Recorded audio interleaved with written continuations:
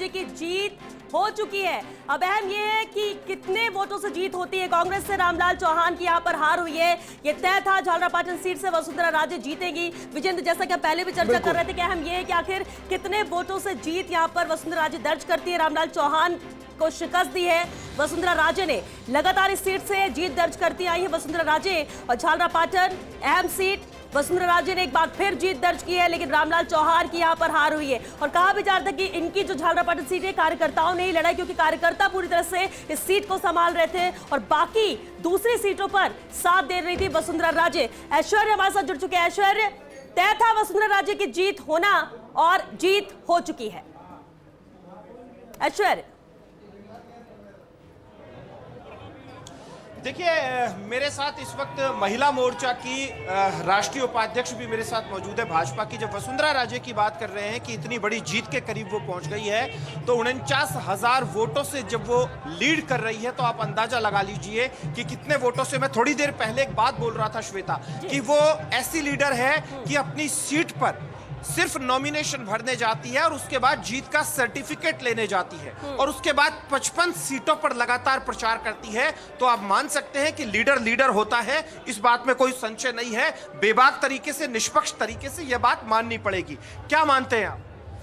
Definitely Bharatiya Janata party जिस प्रचंड बहुमत से जीत रही है और हमारे सारे वसुंधरा राजे को जो प्रचंड वोट मिल रहे हैं, क्या मानते हैं वो सिर्फ नॉमिनेशन भरने जाती है और सर्टिफिकेट लेने जाती है? ये प्रूव करता है कि देखिए, राजस्थान में वो भारतीय जनता पार्टी की लगातार 4 बार से सीएम प्रत्याशी रही, 2 बार वो सीएम रही। उनके शासन का और आज गहलोत जी आप क्या कहेंगे? कंपैरिजन किया है।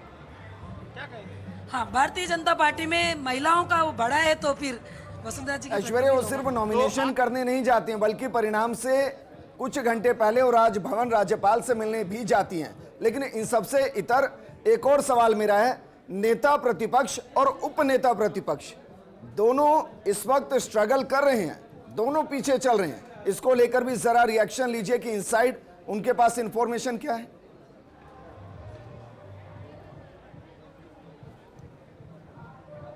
देखिए विजेंद्र, नेता प्रतिपक्ष और उपनेता प्रतिपक्ष, यहां पर महत्वपूर्ण जानकारी मैं दे दूं। यदि भारतीय जनता पार्टी अपनी प्लानिंग में चेंज कर देती, ये दोनों ही बड़े रणनीतिकार थे, इनको संभवतः इनके अंतर्मन में ये चीज आई भी होगी कि आमेर से सतीश पूनिया चौमू चले जाएं और चौमू से रामलाल शर्मा आमेर आ जाएं और राजेंद्र राठौड़ या तो झोटवाड़ा आ जाएं या विद्याधर नगर आ जाएं और या राजा खेड़ा चले जाते, तो राजेंद्र राठौड़ के लिए भी संभवतः बहुत अच्छी स्थिति में ये बन जाते।